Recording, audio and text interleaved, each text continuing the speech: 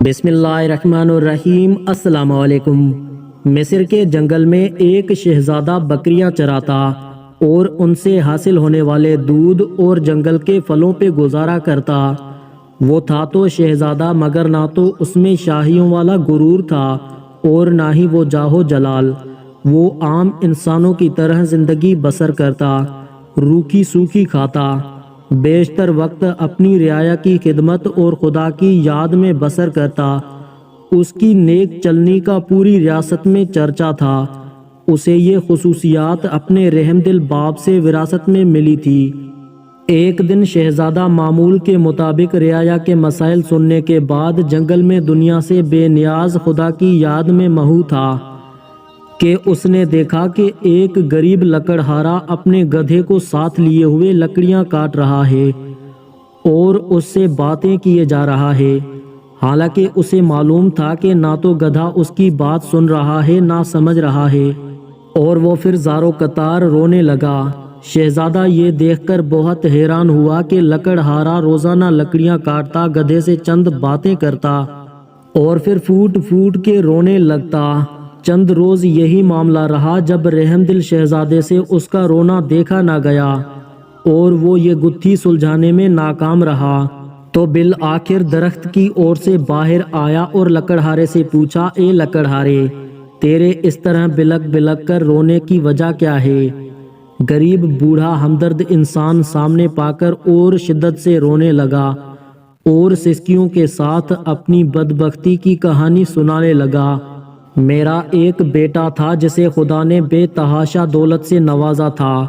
ہر طرح کا عیش اسے میسر تھا، مگر اس کی دولت کا غرور اس کے تن بتن پر اس قدر حاوی ہو چکا تھا کہ اسے اپنی دولت کے سوا کوئی دکھائی نہ دیتا تھا۔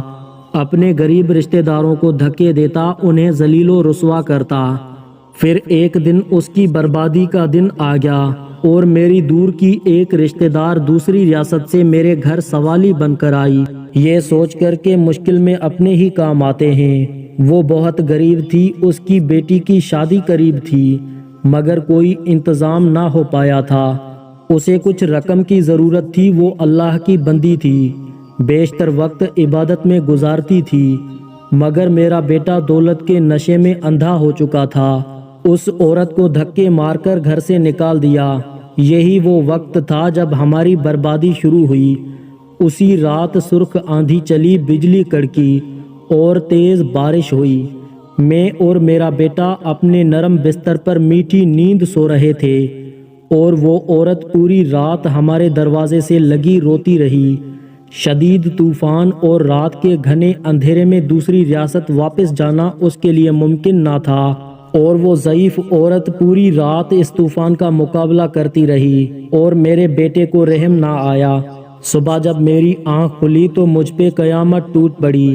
میرا بیٹا گدھے کی صورت اختیار کر چکا تھا، گھر کا سارا سامان آسمانی بجلی گرنے سے جل کر خاک ہو چکا تھا، سب کچھ برباد ہو گیا تھا۔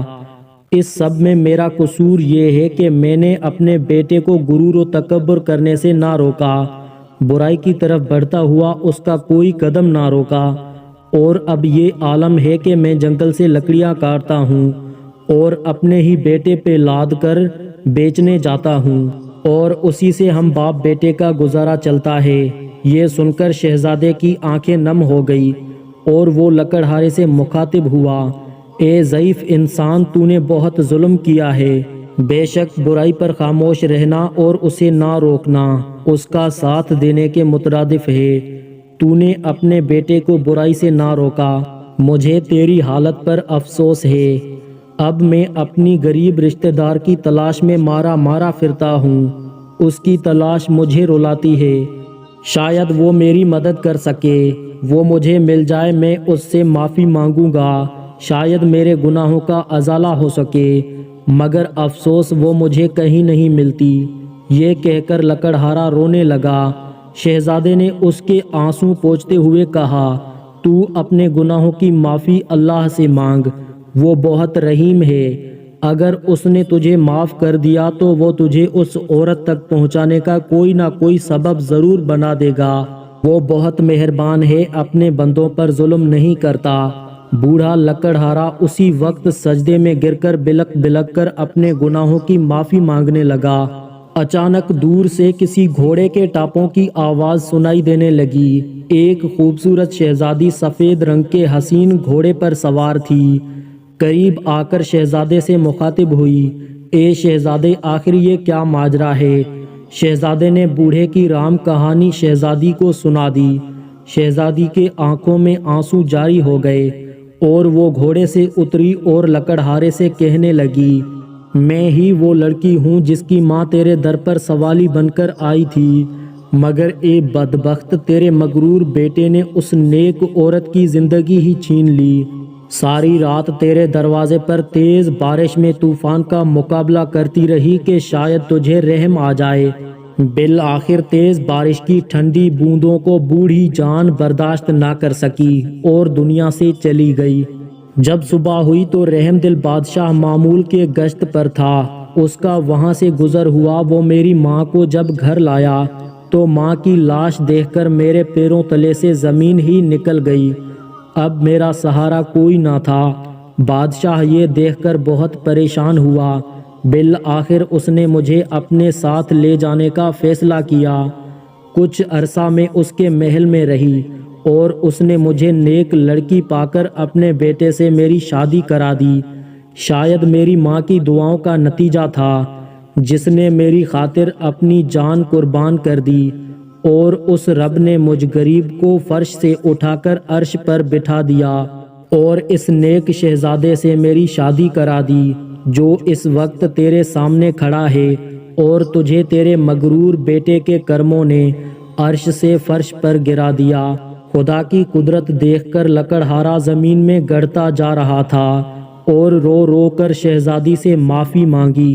شہزادی بہت رحم دل تھی۔ لکڑہارے کے آنسوؤں سے اس کا دل بھر آیا اور اس نے اس کو معاف کر دیا۔